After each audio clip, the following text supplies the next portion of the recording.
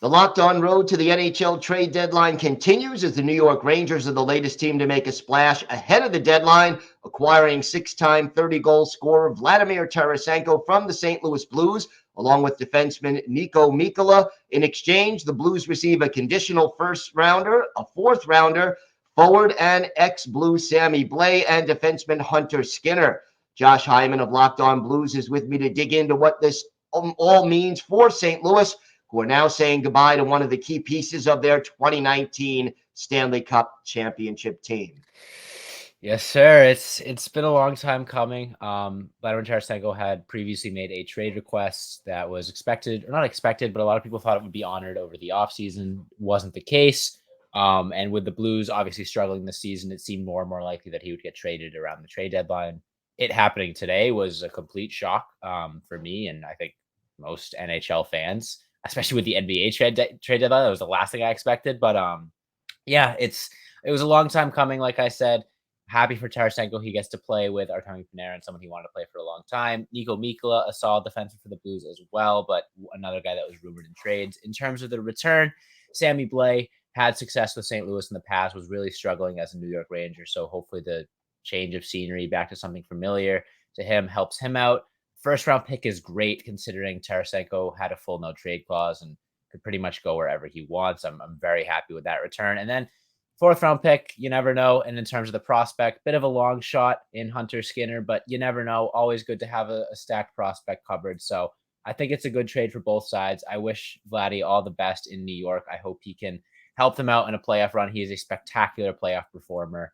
And I hope he can continue that there. It's going to hurt watching him in another uniform.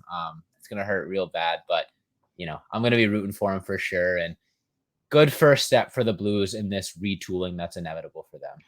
Is this the beginning of a major rebuild for this team? Oh yeah, there's I think this is the first of many dominoes that will fall for the Blues this trade deadline this offseason. Ryan O'Reilly's on an expiring deal. Ivan Barbashev's on an expiring deal. Nola Chari's on an expiring deal. So I think this is Doug Armstrong saying, look, this isn't a team that's going to compete this year. I think we're going to start selling some pieces off. He's notoriously very honest when it comes to looking at his team, and he's not afraid to make big moves when he thinks big moves are necessary. So I think this is far from all we're going to see from the St. Louis Blues this deadline. So bit of excitement in that as a Blues fan for one reason or another. Obviously, it's not the same excitement from 2019, watching them go for the Stanley Cup. But hey, it's a change of scenery for Blues fans, being able to see the other side of it. Hopefully the rebuild is short, and this is a good step in the right direction in terms of, building around Jordan Kyrou and Robert Thomas. All right, check out Josh on Locked On Blues for more on what the Tarasenko deal means for St. Louis.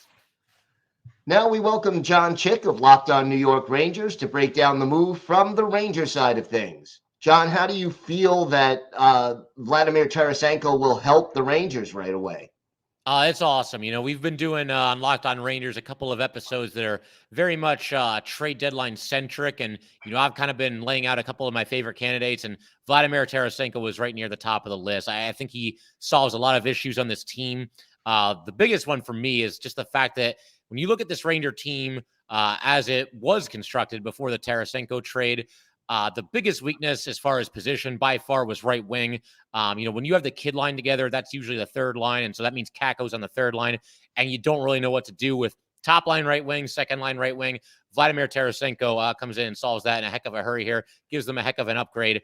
They've been going with the top line of Panarin, Mika Zibanejad, and Jimmy Vesey from left to right on the top line. Now, I like Vesey. I think he does some good things. I don't see him as a top line right winger.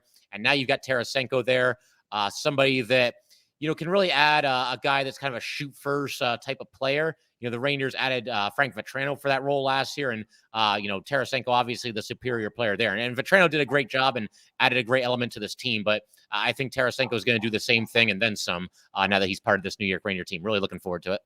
How about the power play? It's ranked in the middle of the league right now. Do you think he gives a little boost, and where does he fit in there?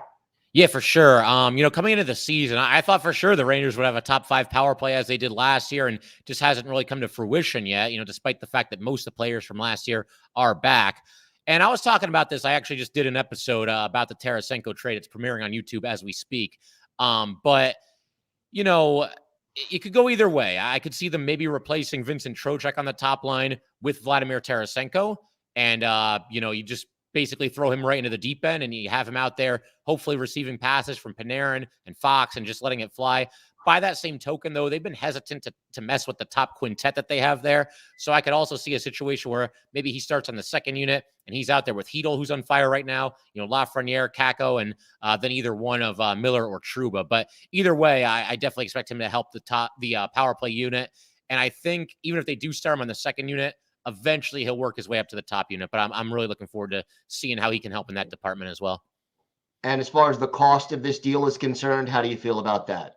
I feel awesome. I mean, you got to give up something. I mean, it's Vladimir Tarasenko, former Stanley Cup champion, been in the league for about a decade, give or take, still just 31 years old. He is coming in just as a rental, most likely, but you got to give up something. And the only thing of consequence that the Rangers gave away was a first-round draft pick. And what's nice there is they have another first-round draft pick. So it's not like they've, depleted themselves as far as next year's draft is concerned. But besides that, I mean, Sammy Blais, who didn't really have a role here anymore. Hunter Skinner, who is something of a prospect, but I think his stock has kind of fallen in recent seasons. And then besides that, just a fourth-round pick from the Rangers. And on top of that, the Rangers also, the Blues are eating half of Tarasenko's salary, which could allow the Rangers to do some other things. And the Rangers also got Niko Mikkola, a defenseman who maybe could help them as well. So we'll see how that all shakes out.